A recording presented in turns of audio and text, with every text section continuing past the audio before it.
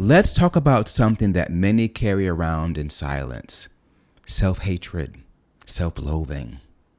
That quiet, constant voice that says you're a sham and you're not enough. It's the story you've learned, not one you have to keep telling.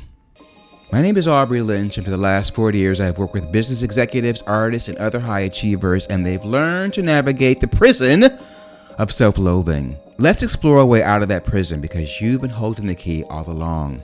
Walking with the lions means being with the voice in your head that's hating on you. I call them lions, life challenges. Walk with them. There's a voice in your head that's been stealing your joy. Sounds like you, but it's not you. You know the voice I'm talking about, the one that plays back every mistake like it's on repeat, the one that dismisses every compliment and holds on to every criticism like gospel.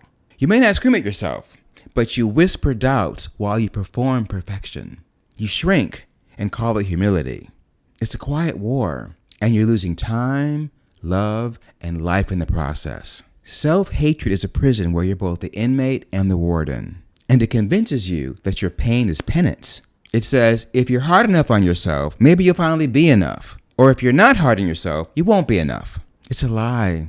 Every time you listen to it, you reinforce a story that keeps you stuck. Self-hatred pretends to be discipline, but it's just hate. I've worked with perfectionists for most of my career, and I found that some really believe that if they're not hard on themselves, they wouldn't be successful. I used to believe that if I wasn't beating myself up and being cruel to myself, I wasn't going to get any better. If I'd only known that that really was not the only way. I think it does work. People are successful. People are pretty hard on themselves. And I want to believe there's a way to be your champion and still have the success, maybe even more. Self-hating, self-loathing is deprecating. You may think it's helping, but it's hurting. Sometimes you may punish yourself in the current moment for past actions, but the person you're punishing, they don't even exist anymore. You've grown.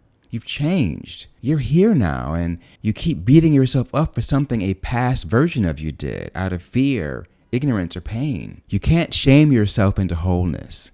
You can't hate yourself into someone you love. Forgiveness. What you need is forgiveness. It's not about erasing the past. It's about ending the punishment. It's saying, yes, I made mistakes, but I'm not the mistake. Forgive yourself for being human and stop holding your humanity against you. And if you're thinking, I should have known better, you woulda, shoulda, coulda. Yeah, maybe you coulda, you woulda, shoulda, coulda. Maybe you did. Maybe you could have. You didn't. Now you know. Now you can. Now you will. That's growth. That's grace. Part of erasing the loathing and healing is grieving. Grieving the years spent shaming yourself. Grieving the dreams you didn't chase. Grieving the relationships you sabotaged.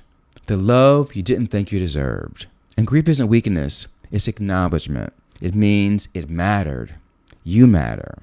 Choose love instead of protection. Creation instead of perfection. This journey isn't a straight line. It's a zigzag all over the place, back, front, up, down, all around. It's annoying and draining, I know. And we're on it. That's walking with lions. It's being with the crooked lines of life. And that old voice, back there, it'll come back. But now you don't have to believe it. Now you respond with compassion instead of criticism. That's not failure. That's practice. That's progress. And every time you choose gentleness over judgment, you rewire your mind, soften your heart, and come home to yourself.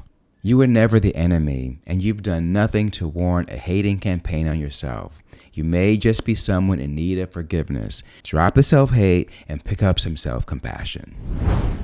The algorithm thinks you like this video. Check that out. There's a playlist there. One planet, one tribe, one world, one love. I'll see you there.